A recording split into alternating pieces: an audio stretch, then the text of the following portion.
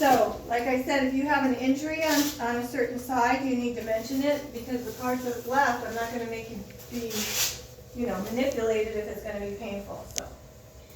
Okay. So, first thing I'm gonna do is check where his glenoid fossa is. I wanna make sure that I'm getting that part within the light. Can you turn off the overhead light, please? Come here, no, sorry. So I'm gonna bring him this way just a little bit, so I've got the cup of the shoulder here, the glenoid fossa, the light's going about an inch beyond that, you see that? And then I'm gonna have him turn his hand out. Now one of the things I can do is have him kind of relax his hand here by grabbing the IV pole. It'll be able to give him a little support, so he's not just like standing there holding his arm uncomfortably. One more person can stand over there. Not going to move the tube too much. So I'm going to have him lean down just a little bit here. So I want just a little bit of light past the antecubital fossa, and I want to make sure that I've got plenty of light here. Now I'm a little bit low here, so I'm going to bring this up just a little bit. So if I bring this up, then I need to bring this up just slightly. And I can check that by doing this. See that? See how it lines up on Bucky again? Back to the part. So sometimes it's easier just to slightly move your patient than to keep adjusting everything. So why am I doing 72 inches? To reduce magnification. Yeah, reduces magnification because he's a tall guy, so he's got a long arm. And this would be a better place for my marker, because if I put it here, that makes me open up the collimation more. I don't want to do that, okay? So you'll find when you make your exposures today on the Phantom, because we have the arm attached, you need to include the shoulder girdle. Even if you do, so relax just a second. If you do it like side to side here with a lengthwise cassette, you're going to see it barely fits. You really got to be right on with your centering. Okay, go ahead back to that position. So from this, we could just have him bend his elbow and put his hand on his hip. So we could do it this way, where palm first. We could do it this way, but see what that does to his shoulder? I've got like almost this much of a distance. So one thing about doing this at 72 inches though, the increased SID does reduce the OID, so it's not that big of a deal. Follow what I'm saying? For every 1 inch of OID, you're supposed to increase your tube distance by 6 inches. That's almost impossible because you'd be out the door, you know, but it kind of, that's what the rule is. Okay, so again, I want to make sure I've got the electron fossa there. And I've got the curve of the glenoid fossa here. Glenoid fossa here. And then this could even come up just a little bit higher, especially if he was female. But you just don't want to have any apron in the light, okay? So we've provided good radiation protection. And then just as far as breathing instructions, I'll just have him stop breathing. Because he is kind of doing this, and you notice his arms moving too. So that's one lateral. The other lateral could be the other direction where he turns his hand out. But again, keeping it diagonal, turn towards me just a little bit. So that's going to put his arm a little closer contact with the board. So that's the second lateral. He's turning his pinky up. We could have him relax his arm down. And have to change the direction of my IR if I do that.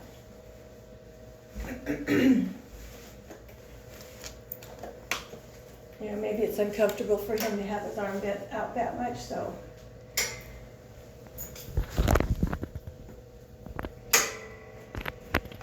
And then I want to make sure that I see the top of the shadow of the humerus here, and then I'm checking where the olecranon is here, so I know I got the bottom joint space, and then go ahead and turn your hand in. So I've still got a true lateral here. So either way, as long as you get those epicondyles perpendicular. The other one that I showed you was, relax for a second. What was another position I showed you for lateral? The stop sign. So we have to remember, if you do that, very important, you turn this, because we're going to go crosswise. If you don't remember to do this, you're going to be putting the part lengthwise, because that's, the part crosswise, because that's lengthwise, you're going to clip something. You don't want to do that, right? So. I'm going to have you bring your arm out just for a minute for reference. So see how this is about the level of his arm? I want that in the middle, so I'm going to bring this up. Okay, all right, you can relax for a second. The other thing I'm going to do for sure this time is provide a IV pull for him. Let me get this set up here.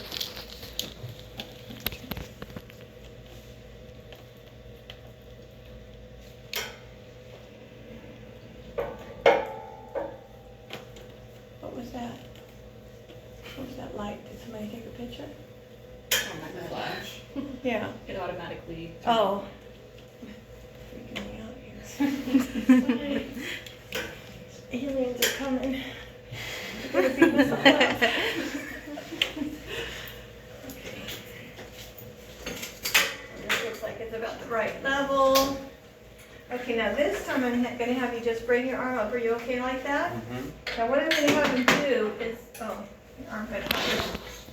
Now, I'm gonna give him this to hold on to, but be careful and don't hit the pole in front of the arm. That would be bad, right? Because that way we're gonna have a big metal pole, that's not gonna be good. But we do want the arm somewhat flexed, and see how those epicondyles are nice and perpendicular? Look at the magic. So I'm now showing you 3 different ways to do a lateral. Check here to make sure I've got all the soft tissue. So come this way just a little bit, good. So I still have enough here for the glenoid fossa. Now that the humerus is going this direction, I'm going to put my marker that way because that red light's kind of rough on the eyeballs. Because they're going to look at it going lengthwise. Okay? So that is another option. And then this morning I forgot to show them the PA, so I'm going to show you now because then I had to stop and show everybody individually out there, and that was kind of a pain. So the last one would be the PA. Go ahead and relax.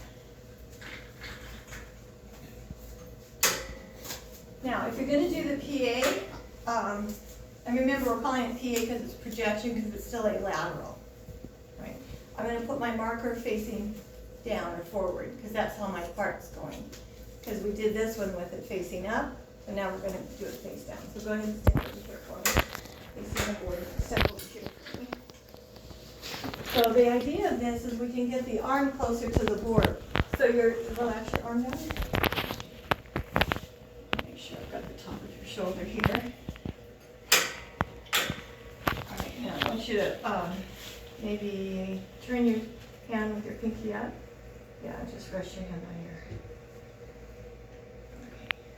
Did you No. switch the IR?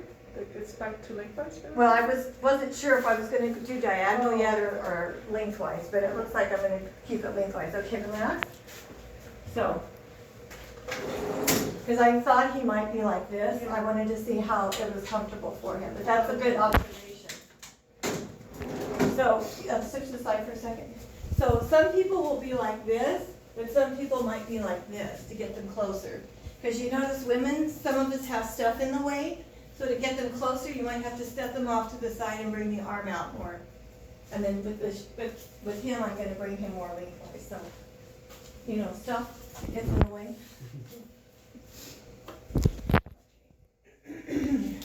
Watch your shoulder here.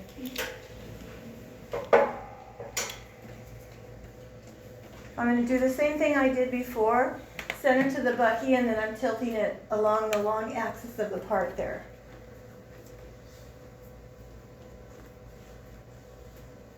So I've got the electron on here, the top of the shoulder joint here. Move away from me just a little bit. Whoa, too much. So see how I wanted to move a foot? That's a mistake I saw a lot of you make before with the chest. You're like, move forward, take a step back, just gently guide them. Otherwise, they're moving too much usually. Are you starting to find that now that you're working with patients in the hospital? Sometimes just giving them a gentle little push is all they need, right? They don't need to be, because they don't understand what you're trying to do. Okay, so see how we have the central ray right along the axis of the part here? So we've got the humerus here. And now his shoulder's right up against the IR. And that's the goal. And then, of course, I'll put my marker in here. Okay? So that's the 3 ways. Now the last one I'm going to do, I'm going to do the distal lateral, but I want to make a little adjustment before I have him sit down. So go ahead and put this on your arm. Take your other arm out of the back, please. And then what I want to do is kind of bring this around to the side. Why am I doing this?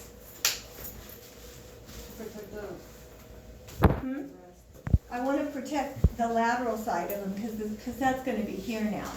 And if you think about it, covering the front's not gonna be so important. Scoot forward. Okay, now you guys might wanna move over there, because I'm gonna bring the tube in a little bit.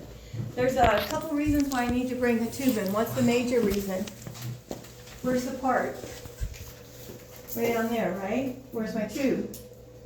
And if I try to bring it down here, what's gonna happen?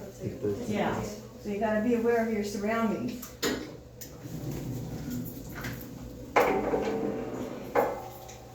Okay.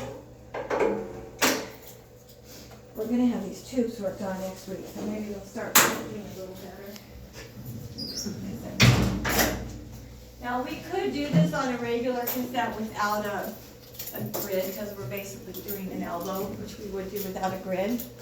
Okay, so I'm gonna have you raise your arm up. You try to put it lengthwise, so you basically put it under his armpit as much as possible with getting the elbow here, okay? And then making sure the olecranons are perpendicular. So what he does with his hand really doesn't matter. Do you see how that doesn't change anything with the olecranons? You can turn the light back on so we can see over here better. What about the flexion of the elbows? Yeah, I want to keep that at 90 degrees, Oh, okay. but keeping this here, now move your hand again. See how that doesn't go back and forth? See how that doesn't change the position of the olecranons, but I do want to keep it flexed if possible. And a lot of times, go ahead and hold on to this. No, your hand. If he's injured, he's going to be supporting his arm, and then they kind of just press in to hold it in place, right? Okay, and then I'm going to get this set up, so I need to.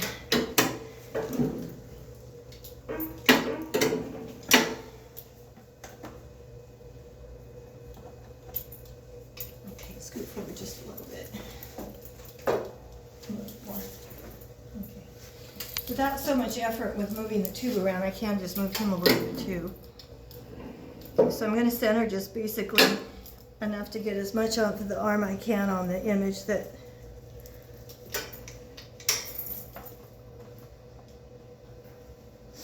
Okay, so what is it we call this image?